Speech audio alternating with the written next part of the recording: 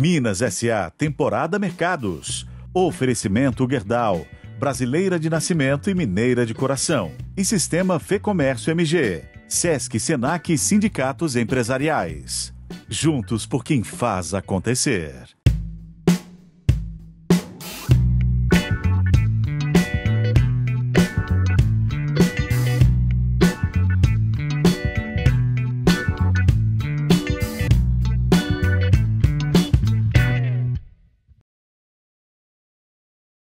Olá, tudo bem? Em mais um episódio da temporada Minas S.A. Mercados de hoje, eu converso com Daniel Katz. Ele é o CEO do Grupo Katz. O que é o Grupo Katz? É formado por 3 empresas. A Katz, a House e a Cosmos 3D. Aliás, assim, são empresas bem diferentes. E sobre a Cosmos, é uma novidade no mercado, porque é fazer casa por meio de uma impressora 3D. Você já viu? A gente vai falar muito sobre isso aqui. A Katz, ela está há 50 anos no mercado. Teve um VGV em 2024 de mais de 150 milhões de reais. E esse ano de 2025, a previsão do valor geral de vendas é de 300 milhões ou até mais. E um plano plurianual aí que o Daniel vai contar tudo pra gente. Daniel, que bom rever você. Tudo jóia? Tudo jóia, é um prazer estar aqui com você, Denise. Tudo bem. Deixa eu começar um pouquinho sobre a sua trajetória. O que é o grupo aí há 50 anos no mercado, né? Uma empresa do setor de construção civil que já viu várias crises e com um portfólio tão diversificado, né? Você está no mercado de luxo, tem aí construção de casas personalizadas, acabou de entregar um hotel dentro de Inhotim, gente, que é uma maravilha, já é referência nacional e mundial, e agora com esse projeto de casas que não atendem somente o mercado popular, né? A Cosmos 3D. Fazer uma casa em 6 dias, já pensou? É isso que vai ser a nossa realidade, né? É isso que você quer. É isso mesmo. É a empresa fundada em 75 pelo meu pai é médico, Naftali Katz, inventou um método diagnóstico que é usado no mundo inteiro para xistose. Uhum. E então, com isso, ele ganhou um dinheiro e começou a investir em imóveis. E aí, sempre gostei da engenharia, sempre, desde pequeno, sempre quis ser engenheiro. Você nunca quis ser médico, igual seu pai? Nunca quis ser médico, não. Nunca. Então, muita gente na sua família? Somos 4 irmãos. Então tem médico na Também família? Não. Olha! Que interessante, não, ninguém quis. Nenhum médico. Que Mas legal. Então foi natural para mim, eu sempre gostei da engenharia, sempre fui bom com números. Você fez engenharia civil? Fiz engenharia civil. E então foi um caminho meio que um processo natural de estar assumindo aqui na empresa e transformando na época. A gente lembra na época de hiperinflação, né, o modelo de incorporação era diferente. Você comprava um terreno, dividia-se nas frações ideais, vendia e contratava uma empresa para construir, só que você tinha inflação de 30%, né, ao mês, era uma coisa completamente botava dinheiro no overnight para poder... Então, quanto que custava uma obra? Ninguém sabe. Não. Ia fazendo, mas no final o preço sempre aumentava. Mas esse era o momento econômico do Brasil. Depois com a estabilização, né, do real, obviamente, o mercado mudou muito, a incorporação mudou muito a forma, né, de se construir e incorporar no Brasil. Então, temos um grupo diversificado, trabalhamos com prédio residencial, comercial, loteamentos, aqui na região metropolitana, e temos bastante coisa também no sul da Bahia, próximo a Porto Seguro, e a parte, né, de construção personalizada, casas de altíssimo padrão, né, o hotel, como você bem mencionou.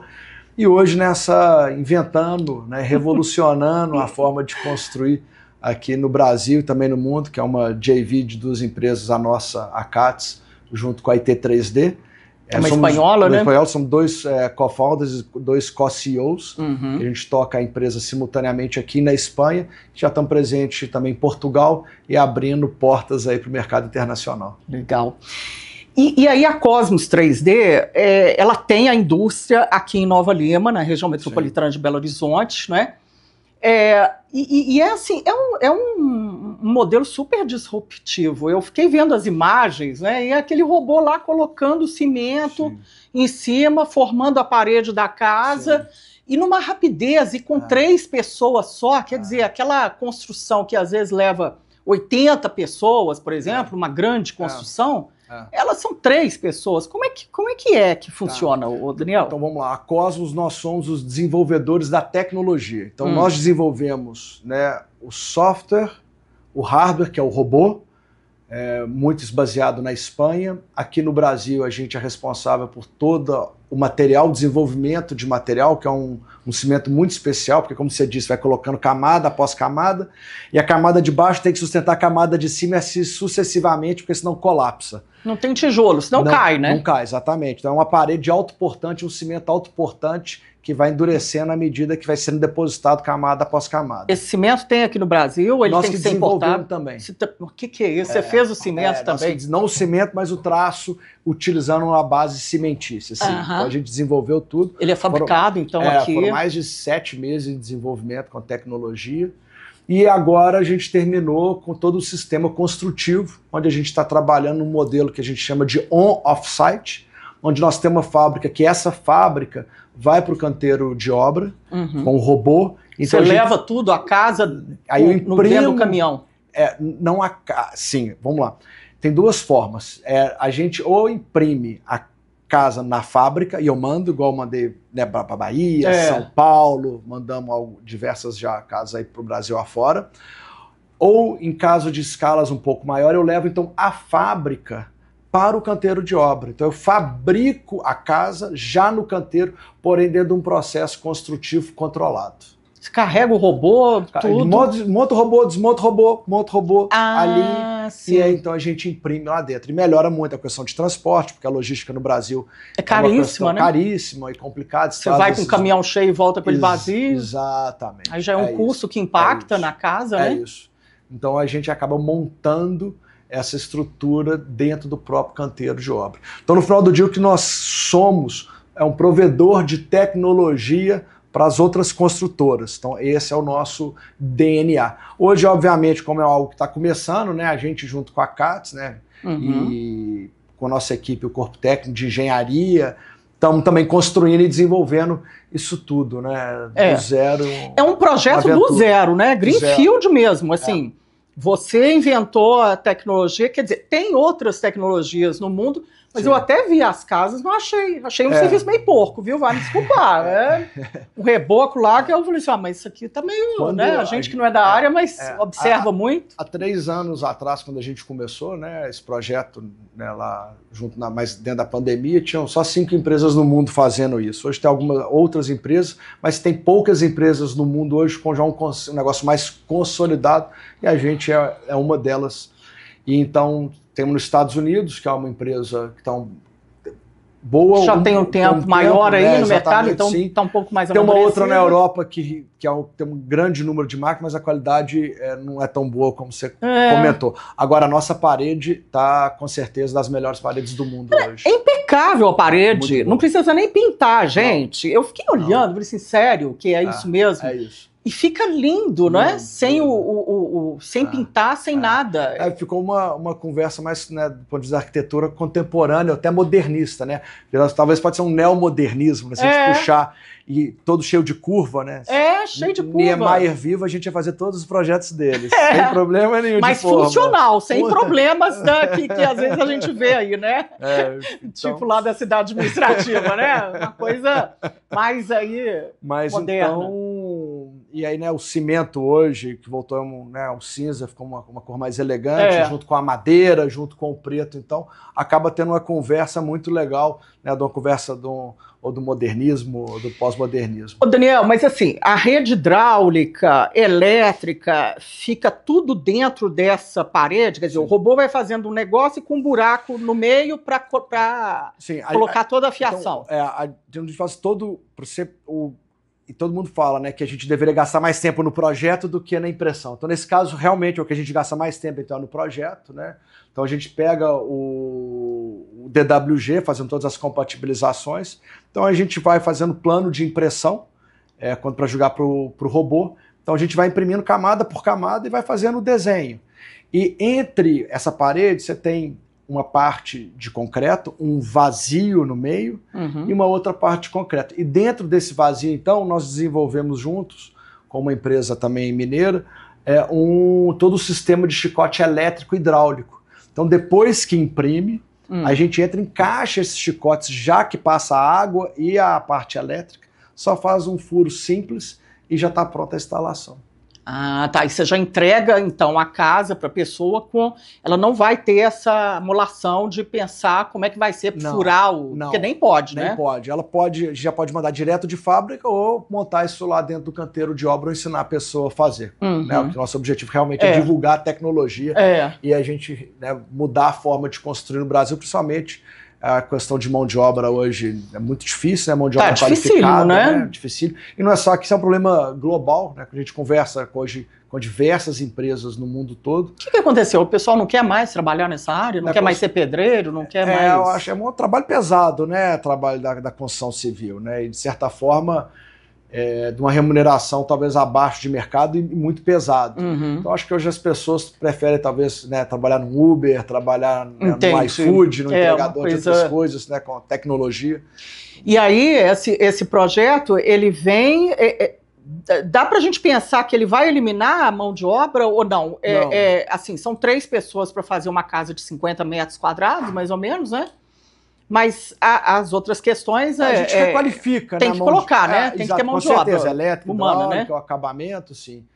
Acho que a forma que eu enxergo é que nós estamos requalificando a mão de obra. Se a gente perguntar, acabou... Quando fez o Ford, né, foi fazer o Ford T, acabou a charrete... Talvez aquele cara que produzia uma roda de madeira, sim, mas ele se especializou, então, dentro do processo de fabricação automotiva.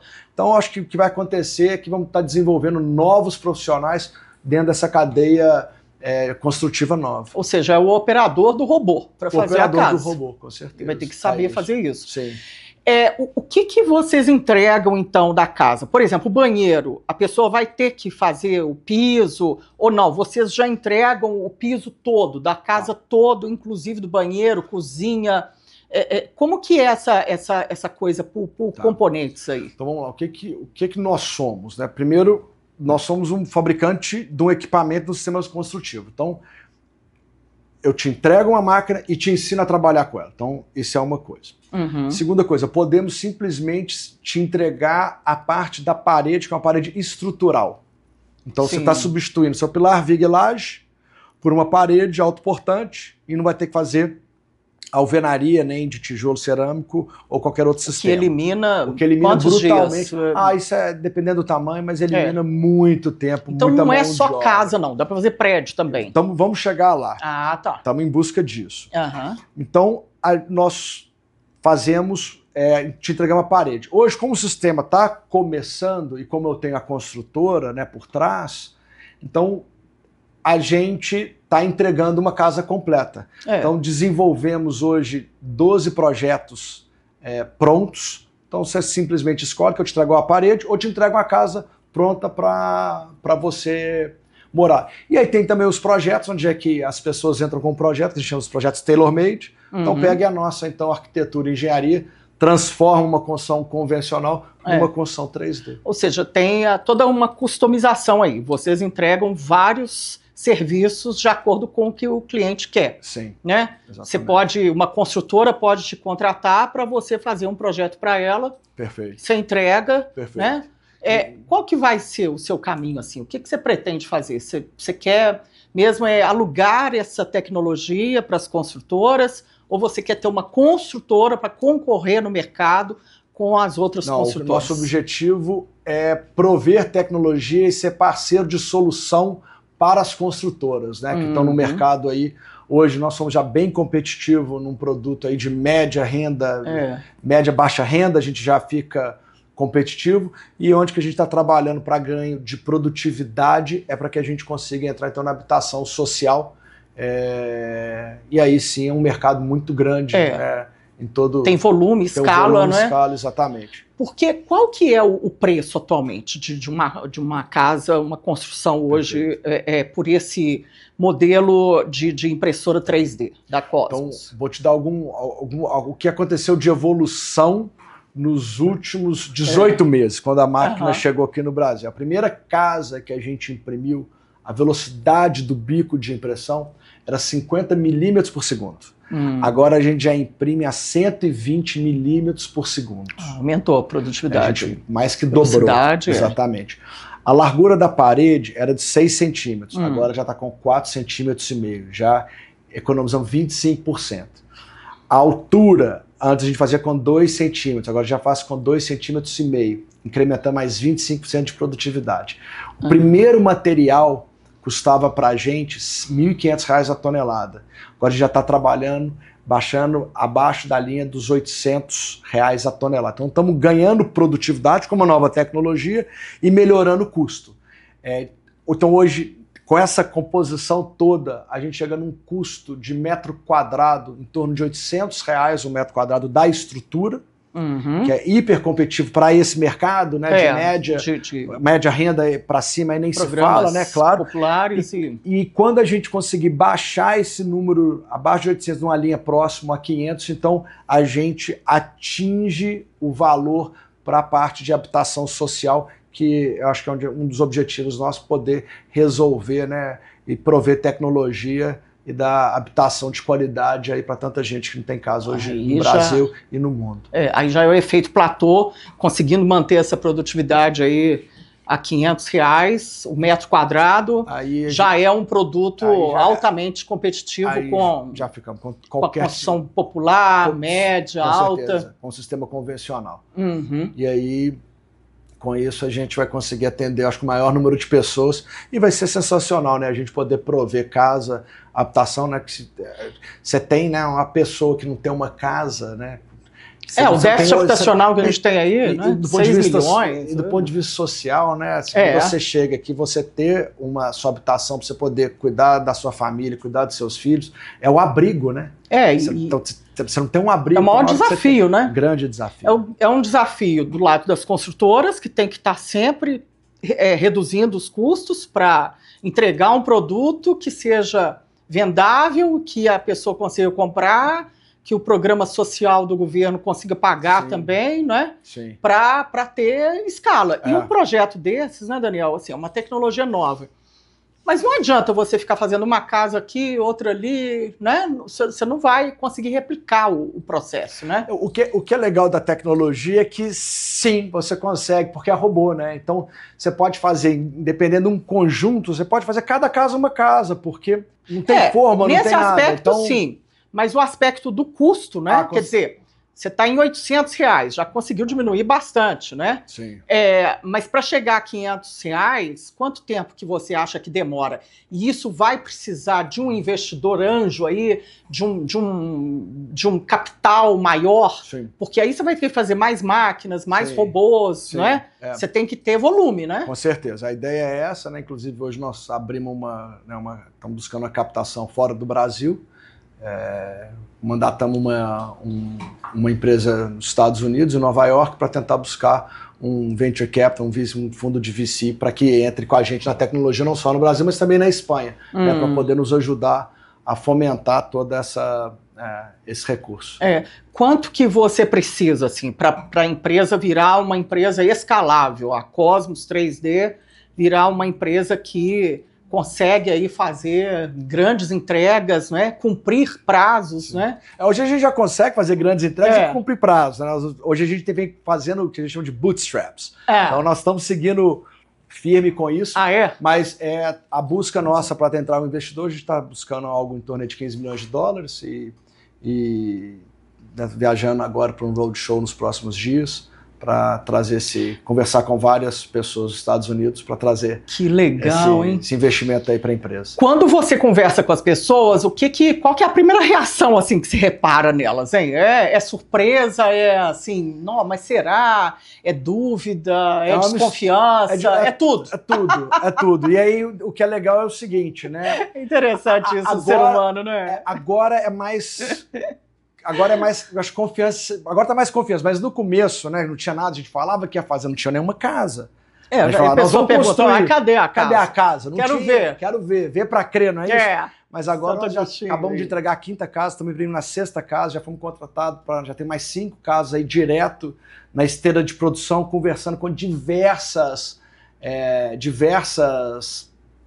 empresas players aí diferentes, clientes, né, do Brasil todo.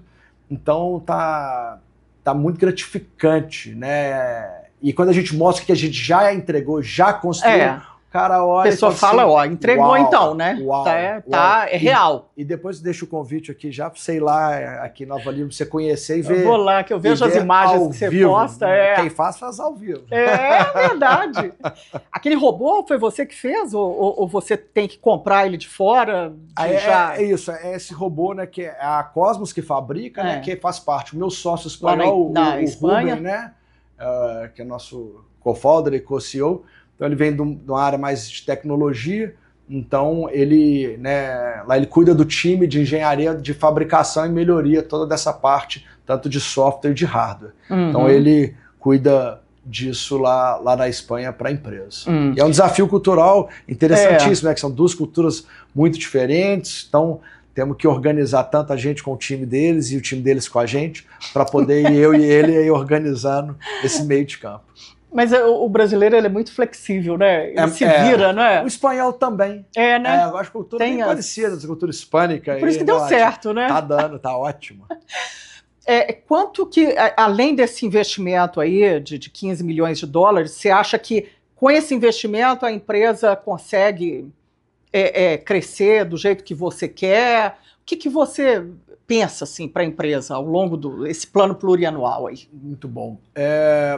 O caminho, né, nós temos que separar várias coisas. Um é o desenvolvimento da tecnologia, porque como é tecnologia, então é P&D contínuo. Então você não pode estar nunca satisfeito. Então o que a gente está olhando, né? Dá sempre para melhorar, futuro, né? Dá para melhorar e outra coisa, né? Então a gente tenta criar, a gente está criando o futuro. Então a gente está olhando para frente. Então dentro hoje nós temos uma tecnologia de 2 pilares, estamos já pensando em várias outras coisas que a gente acredita que pode melhorar não só de 2 pilares, mas quebrar a barreira da impressão de outra forma ainda que nem existe hoje. Então, porque a construção hoje não é assim. Não, inclusive, tem nada disso. Inclusive para verticalizar, né? Que o grande desafio das grandes cidades é a verticalização.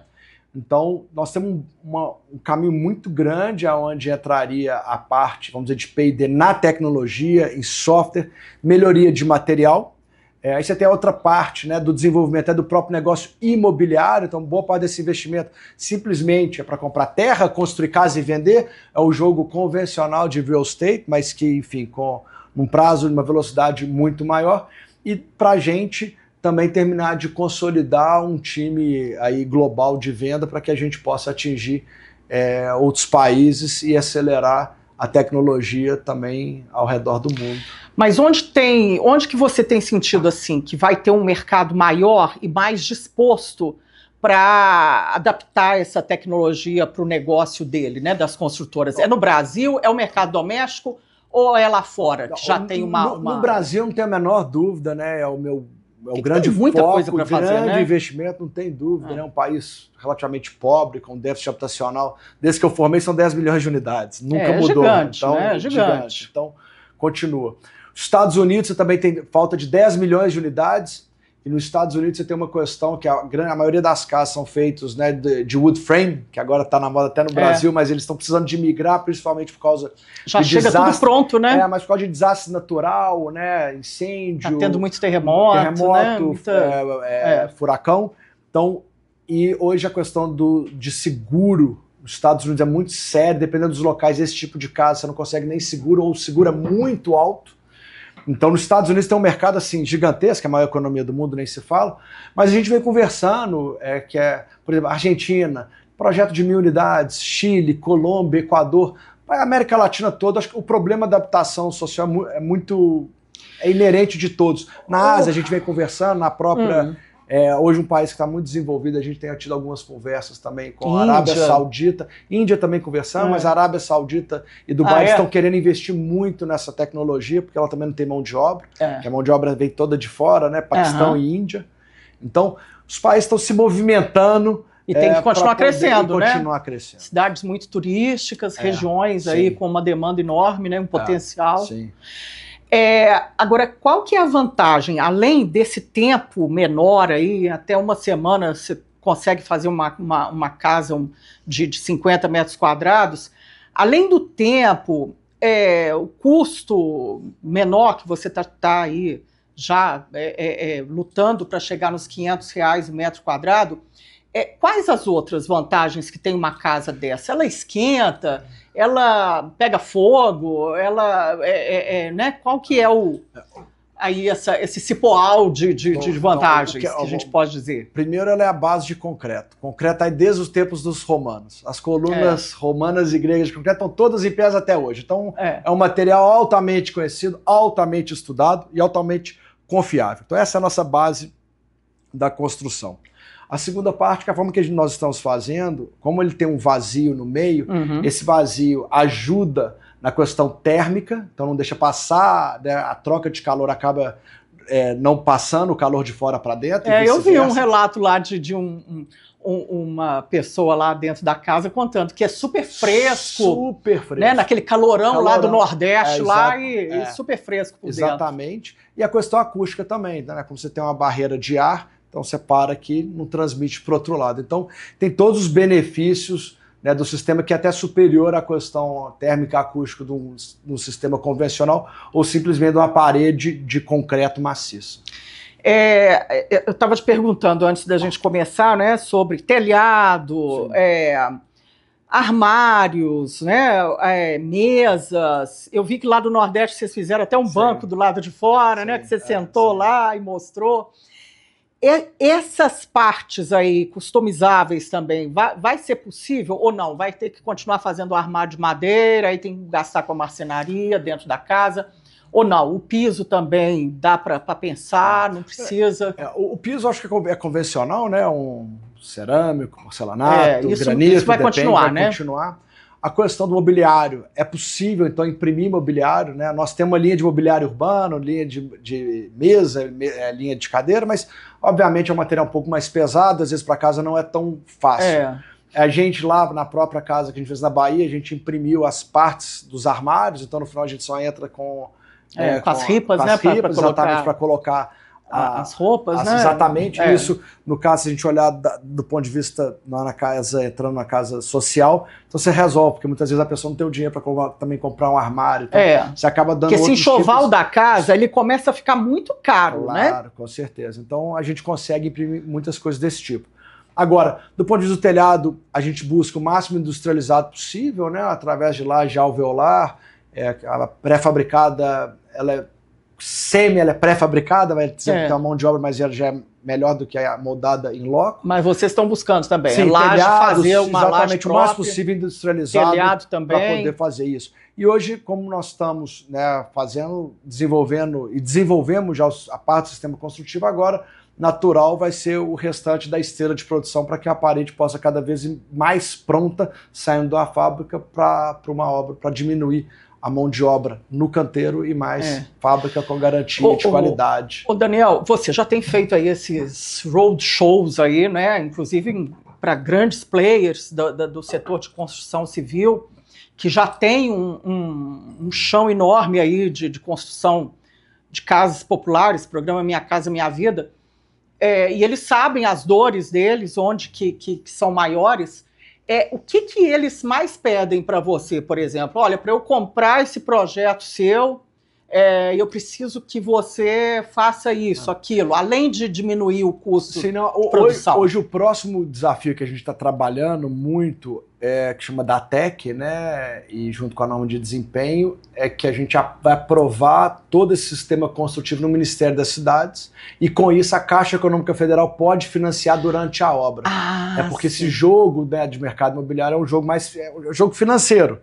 Né? Então, e também tem que ter a garantia, né? Claro, a construtora tem que ter a garantia que a pessoa vai pagar, e realmente elas têm feito muito isso, né? Então, você financia 20% ali durante a obra e você já assina desde o início um contrato de financiamento. Exatamente, e a Caixa, então, te dá o dinheiro para as pessoas para construir. Então, quando a fidúcia, né, já está garantida, né? Perfeito. Então, quando nós tivermos isso, Então a gente acredita que, né, vamos conseguir entregar não só o sistema construtivo, mas o sistema construtivo com financiamento para as empresas incorporadoras e construtoras, e aí sim a gente acredita que vai ser uma grande virada de chave. Aí é um ambiente de negócios ideal, né? É isso. Acho que mais tá andando bem no Ministério das Cidades? Nós estamos agora terminando de fazer junto aqui com a UFMG todos os ensaios e contratamos a Falcon Bauer para poder terminar de validar isso. Então já temos todo o sistema construtivo já escrito, né, já validado por nossa equipe de engenharia externa, que está cuidando desse projeto. Então, e partir para essa próxima fase da empresa. E ela já fica, já tem aceitação e já tem a garantia técnica, de pesquisa, de tudo, né? Que é um negócio escalável, que pode ser construído, que não vai cair. Sim, nós já temos isso hoje, né? Agora a gente precisa de provar isso junto para o governo, para que a gente possa buscar ser aceito também nesse financiamento dos programas sociais. É isso. E aí muito bom. Game changer. Aí ninguém segura o Daniel Katz, né? Aí vai. 3D. Aí vai.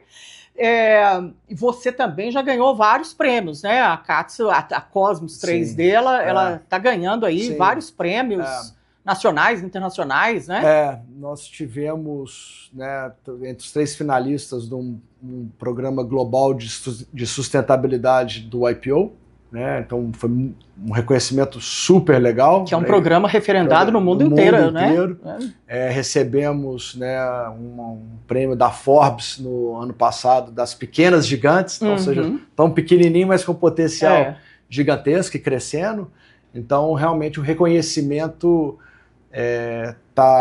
né, as pessoas ficam muito curiosas com a tecnologia e a gente, então, estamos trabalhando muito duro, não só eu, mas a equipe grande de engenharia, de arquitetura. Você está com quantas pessoas, assim, para tomar conta Hoje, na Cosmos, nós somos 30. Né? O grupo é um pouco maior, né? Mas na Cosmos, especificamente, só para Cosmos já são 30 pessoas e muito P&D, né? Muito desenvolvimento. É uma startup, né? A gente pode dizer isso, assim, por enquanto, né? Sim, é a nossa startup. E ela não eu acho que é interessante também para o mercado deixar claro que ela não quer concorrer com grandes construtoras, ela não quer ser mais um player no mercado para tomar o espaço das grandes, né? Ela quer ser uma prestadora de serviços. Nós queremos ser nem prestador de serviço, eu quero prover a solução.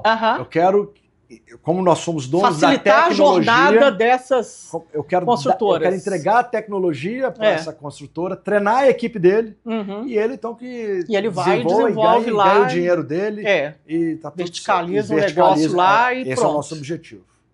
Isso aí Queremos ser parceiro das grandes construtoras e dos pequenos também. Não é canibalizar, não é mais um para poder tirar mercado. Muito antes pelo contrário, a gente quer estar somando ao lado deles. E aí agora, tem que ter ainda todo esse trabalho, né? Ele não é fácil, mas é o que tem que ser feito para vocês ganharem mais mercado. E aí depois é que você vai ver um passo aí de internacionalização maior, não é? Lá com o seu parceiro. Nós já nascemos internacional, né? Nós nascemos a pandemia deu cada ideia, né, menino? Sim, assim, interessante, né? Isso, né? Hoje nós já estamos em Portugal, né? Já tem casas lá desse pronto? Portugal está começando a imprimir a primeira casa, né? A máquina chegou tem 2, 3 meses em Portugal, então foi esses primeiros momentos, todo o treinamento, né, da equipe lá junto com um sócio nosso lá que é o Thibaut, então ele liderando lá o desenvolvimento lá em Portugal. E na Espanha também, e agora estamos conversando com diversos outros países, buscando parceiros para buscar essa internacionalização. Você é o presidente do IPO, né? Hoje o capítulo Belo Horizonte, Estou o presidente. E por meio desses organismos, você também tem conseguido conversar com mais clientes, nesse programa assim, de convencimento mesmo, né? Nessa missão, né? Porque é uma missão que você tem, né? É uma missão. Você tem que catequizar o pessoal, não tem? Você não sente isso, não? Foco na missão. Do jeito que você está falando aqui, eu tô assim, gente, tem que convencer cada um, né? Por enquanto, sim, mas depois... Mas é o que a gente tá falando, né? Tem o iPhone, né? Antes era o BlackBerry. Então. Ninguém sabe aquela tela. Isso aqui não vai dar certo. Mas no final tinha que provar que aquilo dava certo. Foi e falou, não, eu vou criar uma coisa que a pessoa não sabe ainda que precisa. Então, pronto, estamos mostrando aqui agora uma Você coisa... está mostrando isso.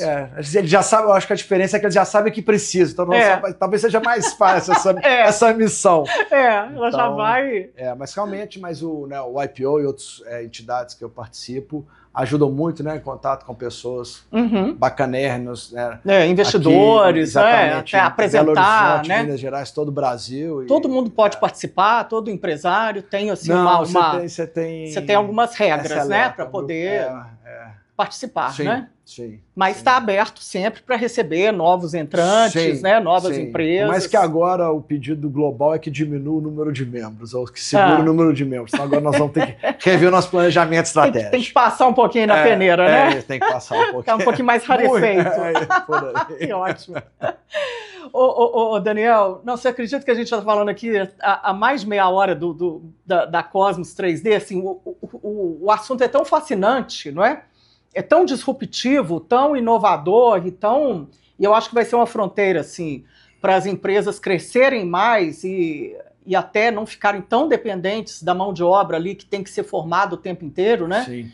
Que essa questão sustentável, por exemplo, você pensa em abrir capital dela na bolsa ou não? É mais mesmo pelo private equity, joint venture. Muito cedo para a gente falar, né? Mas do ponto de vista da sustentabilidade, pra você ter uma ideia, a gente imprime hoje 6 toneladas, 7 toneladas por dia, tá? A capacidade da indústria lá é de qual? Essa por dia. Então você já está com a capacidade instalada dela totalmente tomada. Dentro com o desenvolvimento do material que eu tenho, que é dentro da parte do P&D. Agora, dentro da sustentabilidade, olha que legal. Do ponto de vista, para a gente começar a imprimir, eu gasto 250 quilos a 300 quilos para poder ligar a máquina e colocar ela no flow correto. Ou seja, o meu desperdício é de 5% apenas, quanto uma média da construção civil é de 30% de isso que eu queria saber, comparação. Então, é brutal a nossa diferença. E a gente pega esse material... 5% na Cosmos 3D. 5%, conta 30% do mercado. E a gente pega esse material... Para a construtora tradicional começar a construir uma parede do dia. Uma parede, ela gasta 30% de cimento, assim... Imagina uma casa. É tudo, né? Basicamente é o seguinte, a cada 3 casas a gente joga uma no lixo. Essa é a média da construção civil. É muito alto ainda. Essa é a média. Enquanto nós estamos falando de 5% apenas. E esses 5% que a gente pega, a gente tem um triturador, eu pego esse material, trituro, isso hoje vira material inerte para fazer enchimento nas obras. Economia circular. Economia circular. Ele é totalmente reaproveitado. Cujo objetivo final, em breve, é que isso volte para porque o nosso material ele é muito fino. Ele é menos, a peneira é menos de 2 milímetros de espessura. É uma coisa tipo nanotecnologia, quase, né? Quase. E então a ideia, né, por enquanto é material inerte, que já é muito bom, é que no futuro isso possa voltar para dentro do próprio material e ele se autoalimenta como 5% do material. Então, isso é uma parte do programa.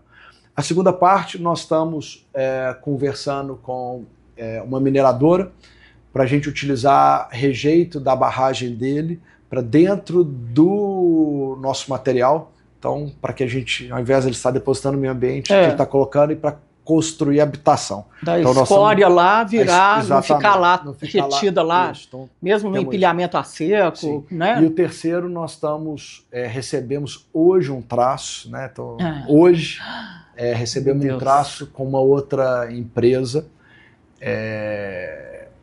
um cimento verde à base alcalínico, então que retira CO2, né, do processo ele captura, sequestra, né? Não é? Como a gente CO2, fala. Exatamente. E a gente está para testar esse primeiro traço com a nossa mistura para a gente entender. E aí a gente vai ter a casa que vai estar tirando CO2 ao invés de depositando. Que é também o setor da construção civil, ele é responsável por 40% de todas as emissões de CO2 do planeta. É muito alto. E nesse caso a gente vai estar capturando. Aí você vai estar capturando e recolocando de novo. Sim. Então nós temos evitando que isso aí seja jogado no ar. Exatamente. Então nós temos do ponto de vista da sustentabilidade, é algo é super incrível. Performático, né? Performático.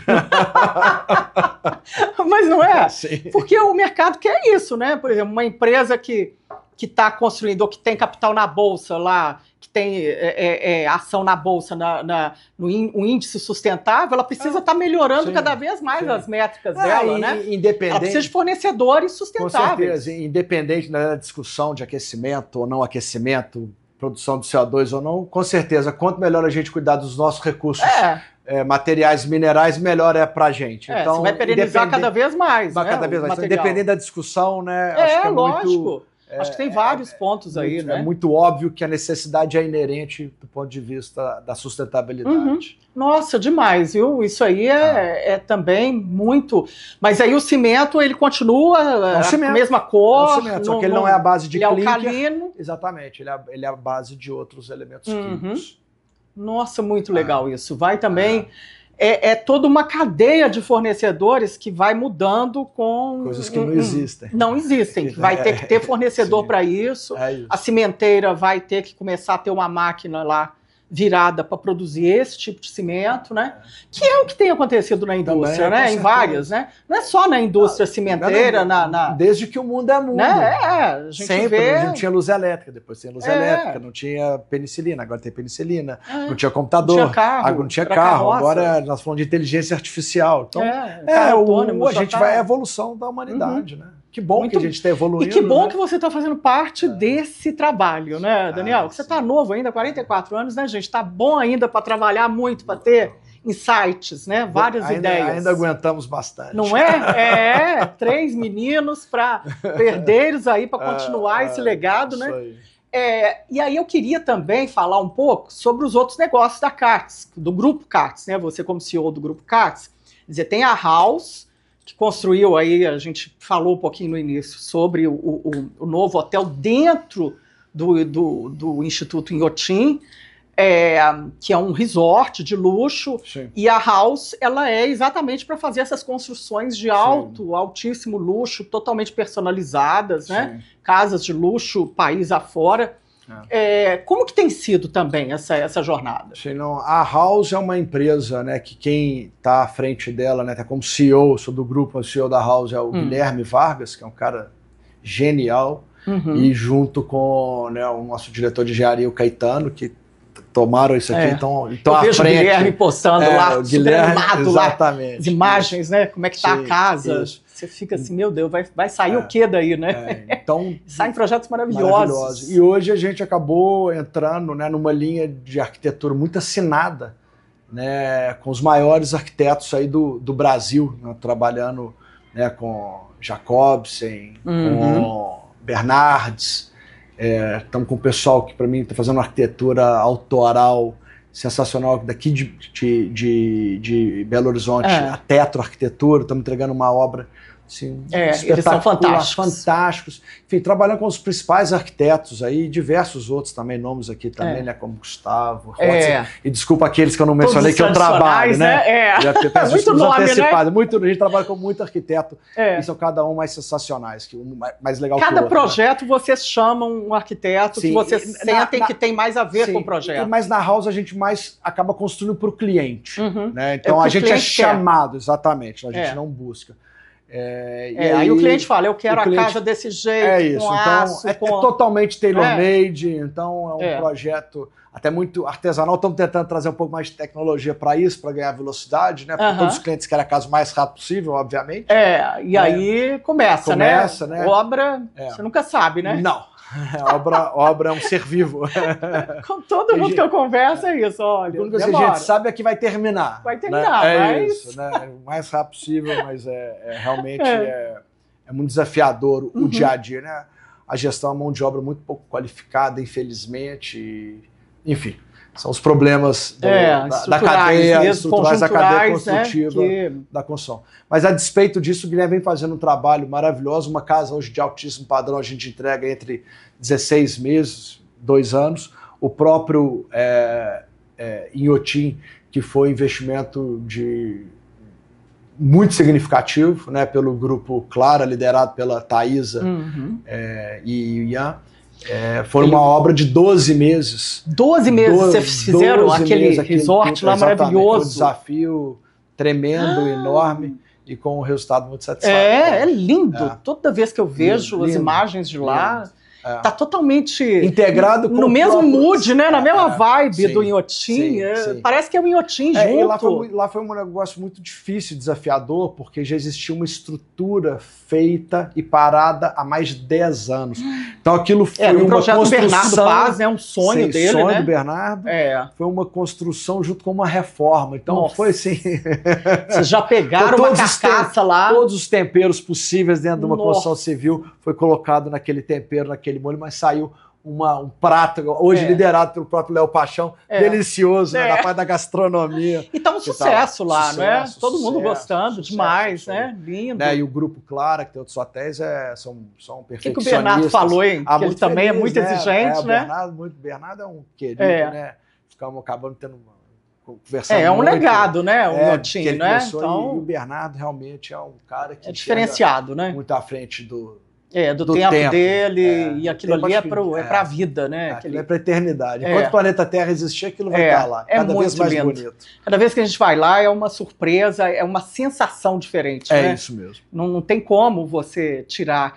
O que o mercado de luxo está querendo hoje? Ele quer só designer sem se importar com preço, ou ele quer preço, custo-benefício, design, inovações, tendências mundiais, uma coisa mais uma brasilidade aí? Então, nós temos que dividir qual mercado de luxo nós estamos falando. Pois é, né? Tem muito. O Amber, né? Aquele triple A, ou o mercado de luxo médio, né? Porque tem várias esferas, né? Vários. Hoje, aí eu vou pegar alguma coisa que mais nos toca, né? Eu acho que a arquitetura, a brasilidade, a arquitetura brasileira, principalmente com o movimento que a empresa fez indo para a Bahia, a gente fez um museu junto com o Zanini de Zanini, o designer, então tem o Museu das Cadeiras Brasileiras, isso acabou nos trazendo uma visão da brasilidade muito grande e como que o mundo inteiro nos consome, e agora o brasileiro de alta renda começou a consumir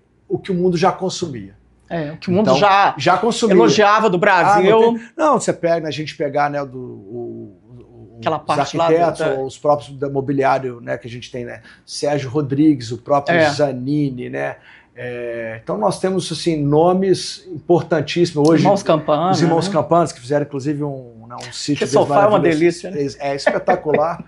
Né, é uma delícia que então temos diversos designers, né? Hoje um cara que eu gosto muito, que ainda está vivo, o Laffer, né, Percival Laffer. Então, você tem, né, várias pessoas. Muito bom gosto. Muito bom gosto e com um design muito, muito lindo que o mundo hoje tem consumido. Então, acho que o brasileiro de alto padrão, alta renda, porque ganhou um valor muito significativo, tem comprado esse tipo. E aí, quando você pega a parte da madeira, a parte da pedra, dos elementos naturais brasileiros, aí você tem esses arquitetos, né, o Kogan, o próprio Isai, o Bernardes Jacobs, como já falei, e diversos outros também, que estão trazendo essa arquitetura mais brasileira para dentro do projeto. Então, você tem esse lado. E você tem também uma parte, né, onde é que você quer consumir uma coisa mais contemporânea, ou mais globalizada, ou mais mundial, que você acaba trazendo marcas para dentro também da arquitetura e dentro da engenharia, né? Então você tem, né, a própria Porsche, a Louis Vuitton, né? A Armani fazendo casa, né? Você tem a Fendi fazendo casa, então você tem esse tipo de coisa.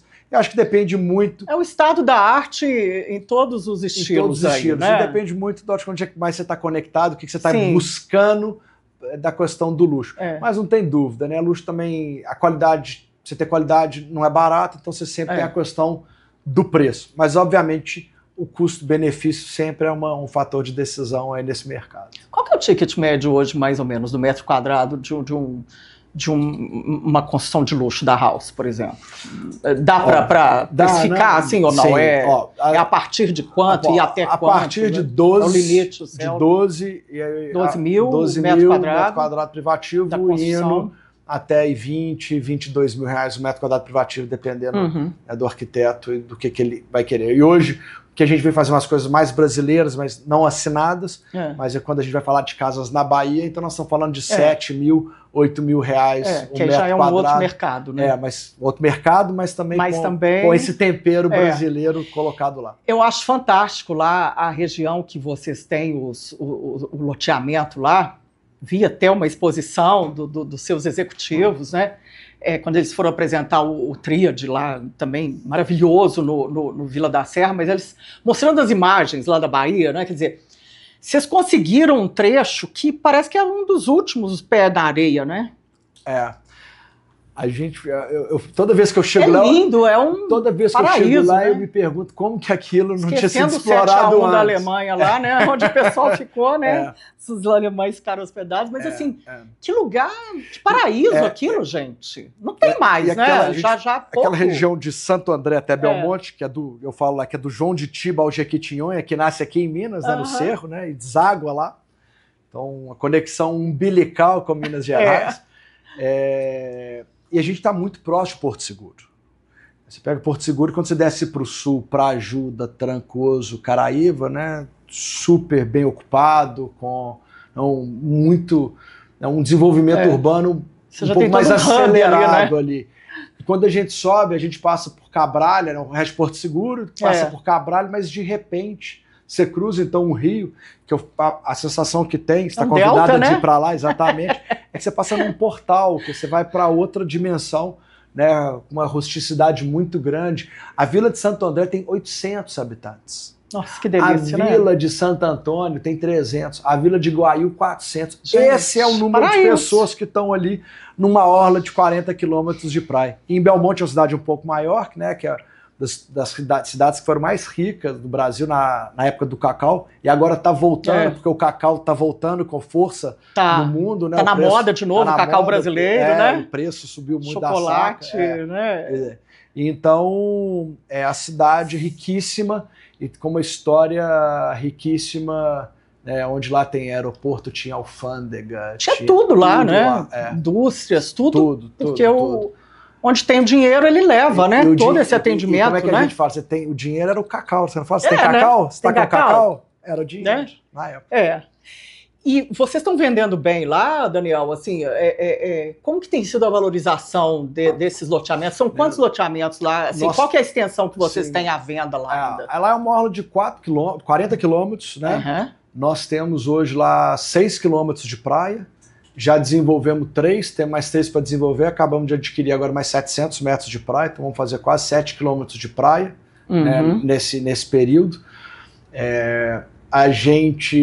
Nós já fizemos, nós estamos para o 6º lançamento, então o Araripe que vendemos todo, o Belmonte já vendemos todo, Vila da Vila tem um restinho de coisa, e agora nós estamos no Baía dos Coqueiros, que são todos terrenos de 5 mil metros de frente para a praia, um coqueiral maravilhoso. Eu falo, né, até gravei um vídeo, falei assim, vou mostrar para vocês o empreendimento com mais metro quadrado da orla. Né? Não tem mais, a gente vê agora, loteamentos é tudo lá para dentro. E lá nós acabamos também adquirindo alguns imóveis, né, onde são 2 restaurantes, né, que a gente acaba gerenciando, mas é algo que não tem nada a ver com o nosso grupo, mas virou onde a gente recebe uma oportunidade de negócio, né? Exatamente, que é o João de Tiba, que tem um pier, que é à beira do rio, e o Maria Nilza, né, que era era a Maria Nilza, né, foi dela, e ela me procurou para eu poder comprar, e que a barraca de praia com mais tradição naquela orla com arroz de polvo. Nossa maravilhoso. Senhora, que delícia. Você vai muito lá? Como é que você tem feito? Uma vez por mês eu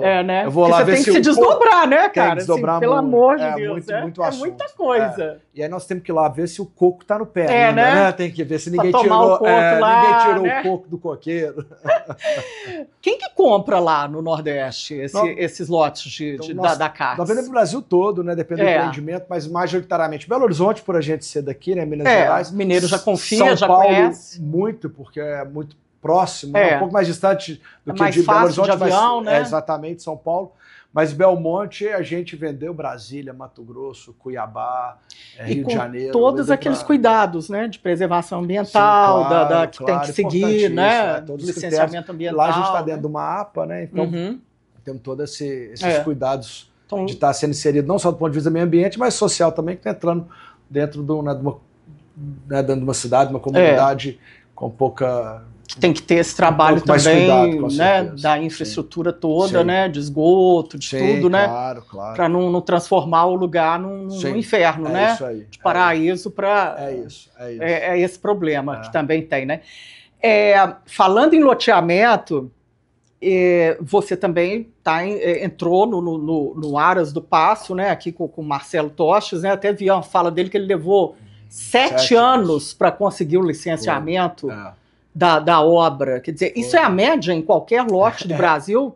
No Brasil eu não sei, mas... Na Bahia é assim também? É esse tempo todo que vocês demoraram? Também, 3 anos, 4 anos o licenciamento, nada é simples quando você envolve meio ambiente, né? Então você tem vários cuidados. Mas 7 anos em Minas Gerais?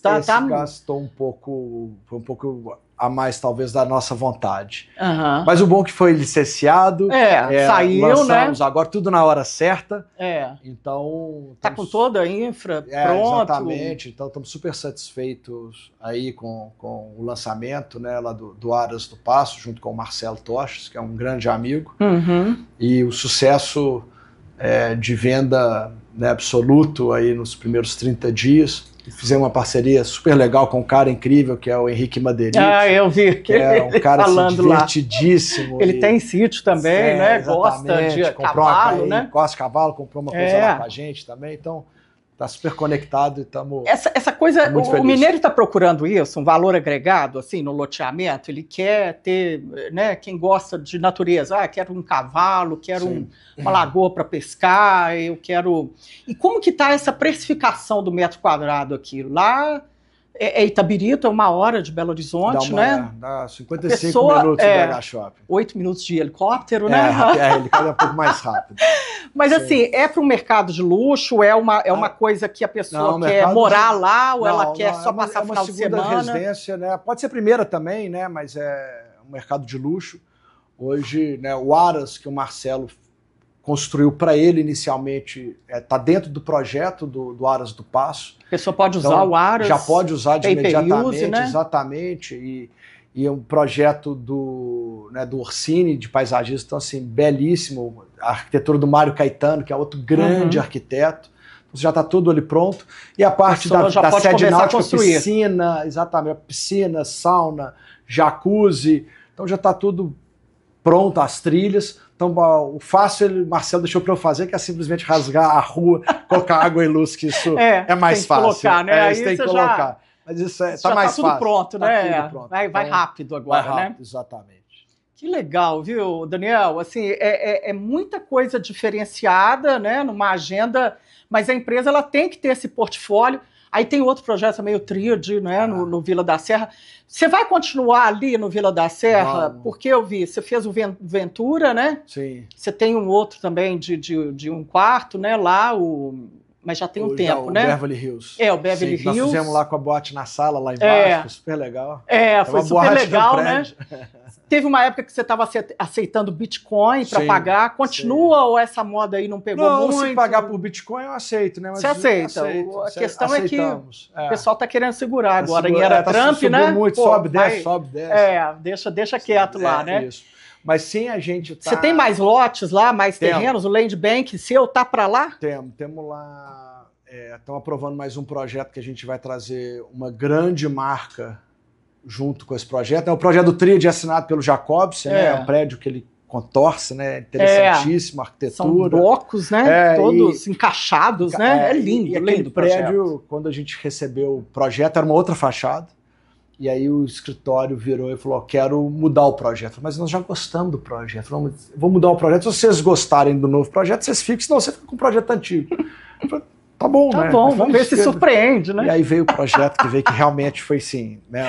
Ficou leve. E aquele projeto podia estar sendo construído em Nova York, Miami, Paris. Ele é cosmopolita, Ele é cosmopolita, mas está aqui. Que lindo, né? Nas montanhas. Nas montanhas, exatamente. Não, e o interessante é assim, como que está valorizando aquela região, né? Sim. Eu vi no lançamento era 10 milhões uma unidade. Aí hoje você já está falando que já está 14. 14 nós vamos subir mais. A hora que estiver pronto já vai estar... Hoje nós estamos pedindo em torno de 30 mil reais o metro quadrado, mas a gente acredita que o preço lá é para bater 40 e poucos mil reais o metro quadrado.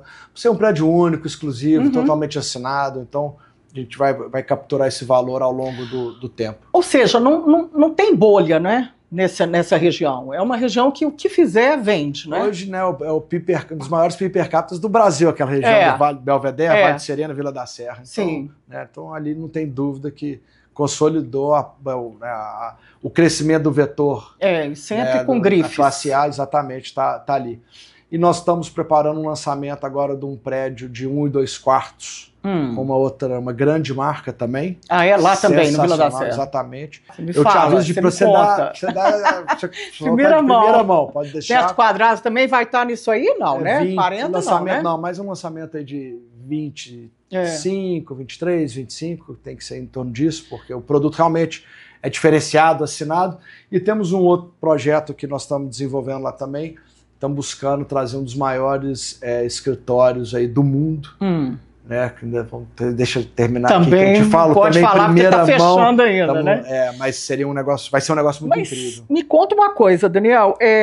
Eu tô vendo muito apartamento sendo lançado naquela região de 1 quarto. Sim. Isso é para investidor ou é para pessoa que está querendo ir morar lá com aquele trânsito terrível? Porque eu também sou moradora de lá. Você Sim. também é.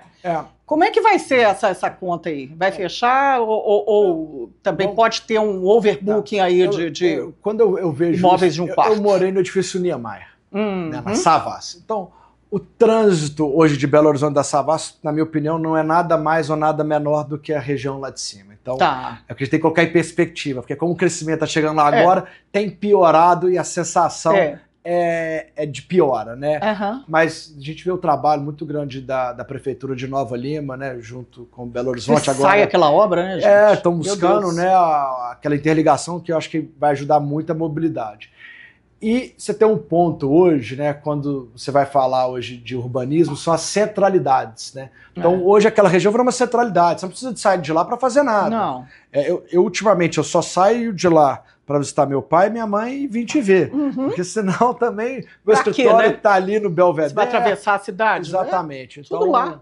Tudo lá. Então, aí ficou um lugar shopping, muito... farmácia, hospital, né? Hospital, toda a rede hospitalar, toda ali, né? Toda lá. Na Oscar Niemeyer, né? Todos os melhores supermercados. Então... E as pessoas estão querendo morar em espaços menores mesmo? Elas estão cada vez mais sozinhas? Ou o casal está sem filhos? Não, é uma tendência ou é para o investidor mesmo? São duas coisas, né? Primeiro, tem sempre gente, né? Hoje, o jovem está saindo de casa mais tarde.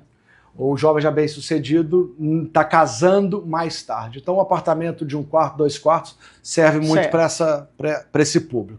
Sempre tem gente separando, né? Então você tem uma dinâmica viúva, então você tem uma dinâmica. Não quer mais morar em casa. Exatamente, né? Que você envelheceu. Aí você quer diminuir o tamanho, né? A vida você quer crescer, depois muitas vezes você quer diminuir, é natural.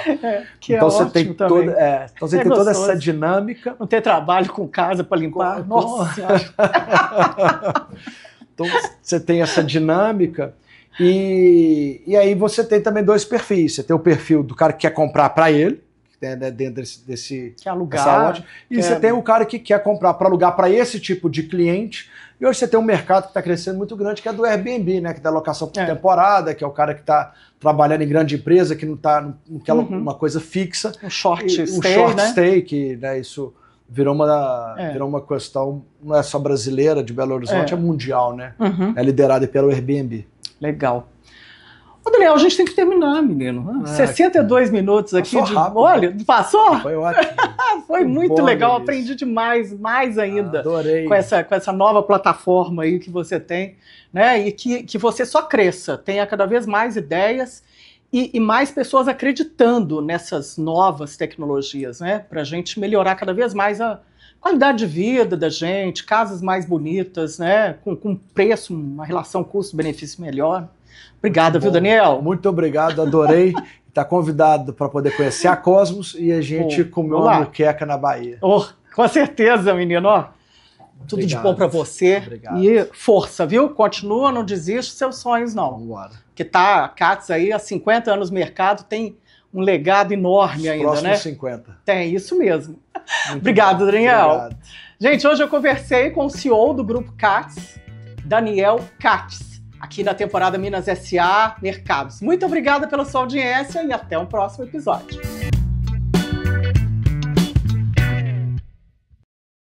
Minas S.A. Temporada Mercados. Oferecimento Gerdau, Brasileira de Nascimento e Mineira de Coração. E Sistema Fê Comércio MG. Sesc, Senac e Sindicatos Empresariais.